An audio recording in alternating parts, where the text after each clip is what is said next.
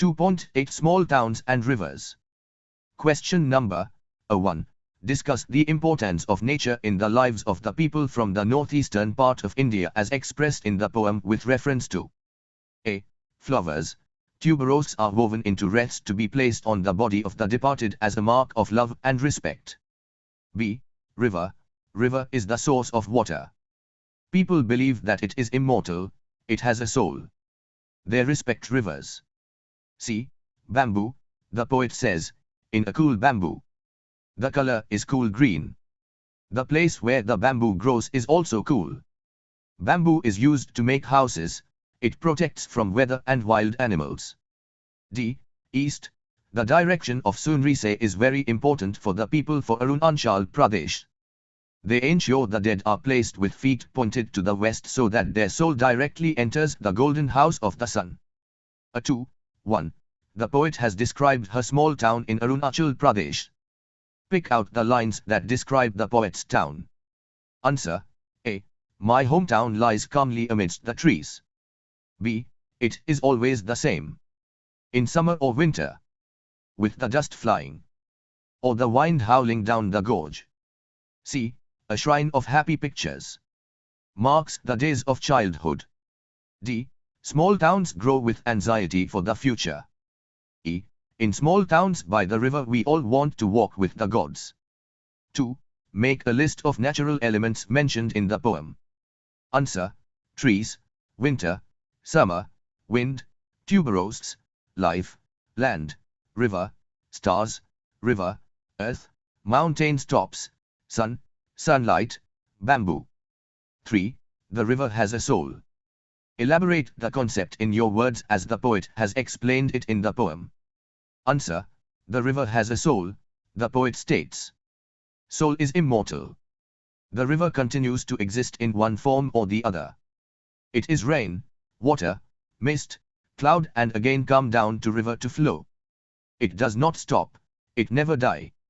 So the poet says the river has a soul. 4. The poet is convinced with the thought of immortality of water. Pick out the relevant lines. A. The river has a soul. B. From the first drop of rain to dry earth. C. Mist on the mountain tops. D. The immortality of water. 5. The poet has used some unconventional expressions. Illustrate them in your words. A. Torrent of grief. Answer. The poet describes the river flowing in summer with great speed. Just like someone becomes emotional in great sadness, the force of the water seems to be like the outpouring of sorrow of the river. B. Shrine of happy pictures. Answer. There is a shrine probably in the town which has pictures inside. The pictures may be those of the happy moments experiences by the people in the town. Those memories are so sacred that it is a shrine to them.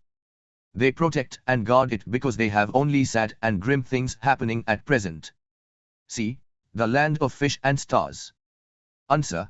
The river has to hold one's breath when one is unable to breathe or does not want to breathe. The river may be choking with garbage and is not able to breathe. As the river is so filthy there are no fish. It is dirty, the water is not sparkling in the day and cannot reflect the stars at night. 6. The poet has connected the need to preserve nature with the belief of particular community and her childhood memories. Write down the measures you would take to convince the people regarding the need to conserve the nature. Answer. First of all we should realize that we are a part of nature. Here poet wants to convey that save nature for ourselves. To bring this realization I can address my steps to 2 sections. The first would be children. Children should be learned to save water and trees.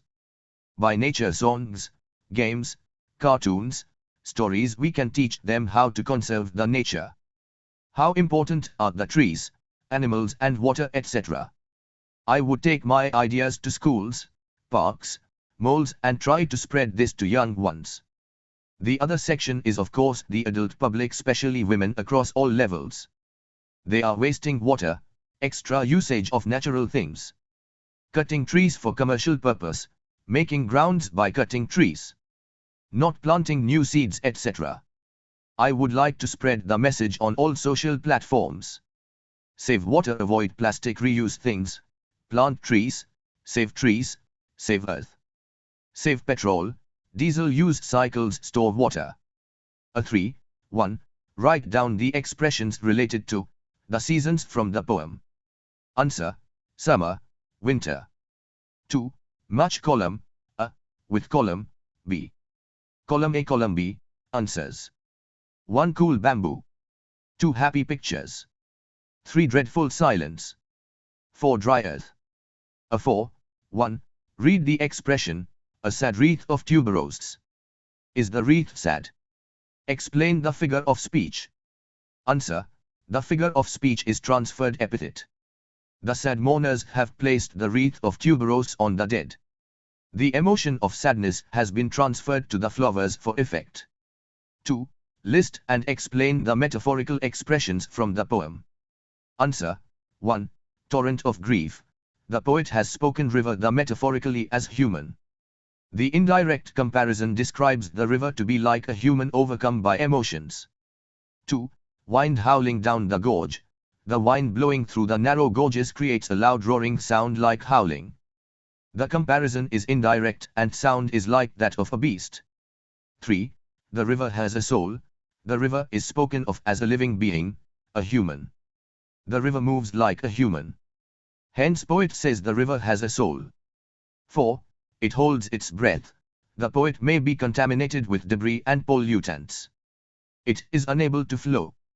Its stinking waters are clouded with trash and waste. Hence the poet speaks of the river as if it holding its breath. 3.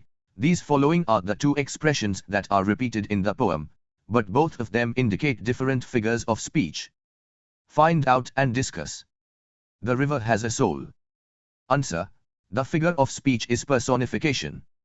It is used to personify the river. Several human-like qualities are attributed to the river. 1. It cuts through the land. 2. It is cascading in grief. 3. It holds its breath. 4. It seeks a land. Life and death. The figure of speech is antithesis. In the second instance, the figure of speech is irony to indicate that neither life nor death permanent. Ironically, the rituals are permanent. 4. Find out the beauty of the free verse reflected in this poem.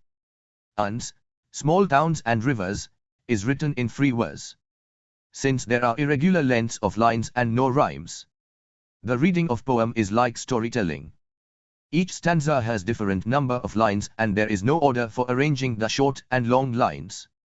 5. 1. Prepare the arguments for group discussion on the topic. A balanced progress never harms the nature. Answer: 4. Growth is important but it should be planned to take place step by step. Sustainability is must. Protection of environment must come first. Long-term planning is must. It gains positive results. Science and technology can use for development but limitedly. Nature comes first then science. Against, it takes long time to development. Delay in project implementation will slow down the economy. Some sacrifice is necessary for development. No fast growth is done without science and technology. We can't get development by protecting balance of environment. Some issues may appear about environment, we have to accept them. 2. Compose 4 to 6 lines on gift of the seasons. Birds start chirping all day long. Nature sings a beautiful song. Greenery looks in town to town. Rivers come from mountain down. Every creatures look glad. Who don't like this looks mad. 3. Write an appreciation of the poem, Small Towns and Rivers. Refer to the earlier poems for the points to be covered for appreciation. Serial number points explanation. 1. Title of poem Small Towns and Rivers. 2. Poet of poem Mamang Dai. 3. Theme. This poem represents Arunachal Pradesh. The theme shows in the way she begins the poem that small towns remind her of death. It is shocking. She implies the town is unchanging in all weathers. But development comes along and changes everything. There is irony in the cycle of life and death. It shows the life is not permanent. For poetic device, the poet has used metaphor to show that river is alive like human, also actually immortal. She personifies the river by saying river holds its breath because it is choking. It is searching where it can flow clean and clear. She says river has a soul and its water is immortal. The poem is in free verse. No rhyme scheme is there. 5 special features in this poem wants to say that nature is in danger, we must do something to save it. We should keep river clean, plant trees, save water, etc. We are damaging nature by our greed and saying development.